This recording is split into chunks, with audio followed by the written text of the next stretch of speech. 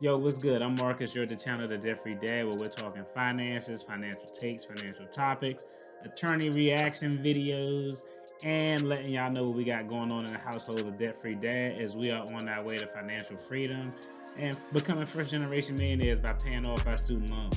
Hey, part of learning about finances is learning from the stupidity of others. And hey, this week NFL players gave us a bunch of shit to talk about with being stupid. Later on, y'all gotta tune in because we're gonna talk about AB because that's just a whole nother $400,000 scamming ass mess. But let's talk about DaVante Adams.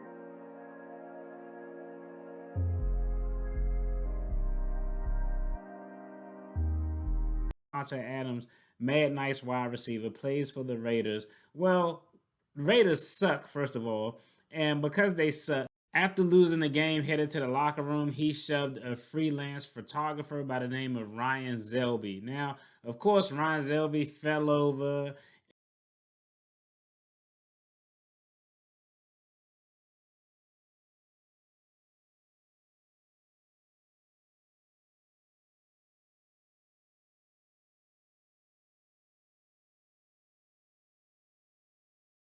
He's been charged criminally with a misdemeanor assault. Now, let's talk about why would this guy move forward with charges, So, there's a couple of things, first of all, even if the guy didn't file charges, the prosecutor had the option to file charges because, I mean, there's video footage. Now, some states define an assault or battery, whatever you want to call it, differently. Some states say that it's just an unlawful contact of another in a harmful or offensive manner. Other states, they want to have some type of injury. So I did do some open source research and looked up how it was defined in this particular jurisdiction: an intentional overact that causes bodily injury. So apparently, Ryan Zebley went to the ER. He had whiplash, injuries, a mild concussion. And so let's talk about it. Why wouldn't he just go through with a civil case to get a lawsuit, get a settlement, and get a big ass bag? Well, let's just think about it. The reason, and I'm gonna tell you, if he came into my office, I would be like, hey, you need to press charges because you have an injury that you can show. Now, the validity of that injury is a whole different question, but there is an injury. Let's just think about it. Even though DaVante Adams is a wide receiver, far as NFL players go, he's a small guy. He is a professional athlete. So a shove from a professional athlete, hey, in your regular Joe Blow, that's something that could cause a reasonable injury.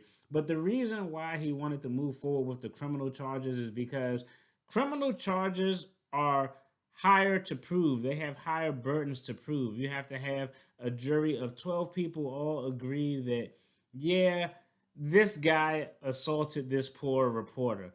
So most times what you'll see is people move forward and get a criminal prosecution.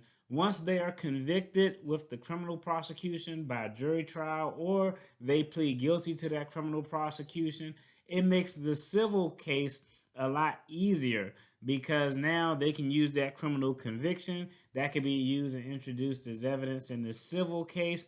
And most times, I mean, that's actually the way we prefer it. I've had cases where we had an option to move forward criminally and civilly, and normally we like to let the criminal process take its course because once we get a guilty verdict, the civil thing is just a drop in the bucket because there's a lower burden of evidence to prove. We already got all of our ducks in a row.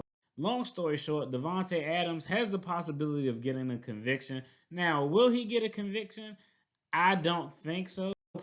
If he has no prior contact with the criminal justice system, his attorney may be able to get what's called a deferred prosecution. Essentially, a deferred prosecution says if you do these conditions, we'll dismiss this charge. Now, again, there's an admission of guilt that he'll have to do. A lot of times it's signed paperwork where he's admitting to what occurred, but because he doesn't have a record, they're giving him an opportunity to where that charge can be dismissed and he can keep his record clean. I didn't even look up to see if he had a record, but that's what I would do if he had no prior contact with the court. Some of the terms of a deferred prosecution may be anger management, community service, a fine, and some court cost or something like that. Complete community service, complete anger management within 60, 90 days. If you do all of these things, we'll dismiss the charges. But he still has that official admission of guilt that he signed. So that'll line everything up from a civil lawsuit. From a civil standpoint, he's just going to cut a check. This probably going to cost him $250,000 at most, probably a little bit more than that. But hey, if you're an athlete, keep all the frustration and the rage and all the testosterone, keep that shit on the field because it could cost you in the long run. Y'all make sure y'all tune in tonight, 8 p.m. Eastern Standard Time. We're going to talk about how, Antonio Brown, AB, tried to finesse somebody out of $400,000. What the hell is this dude doing? As always, if you like this video, check out the video on the screen. Y'all take care. Be blessed. Peace.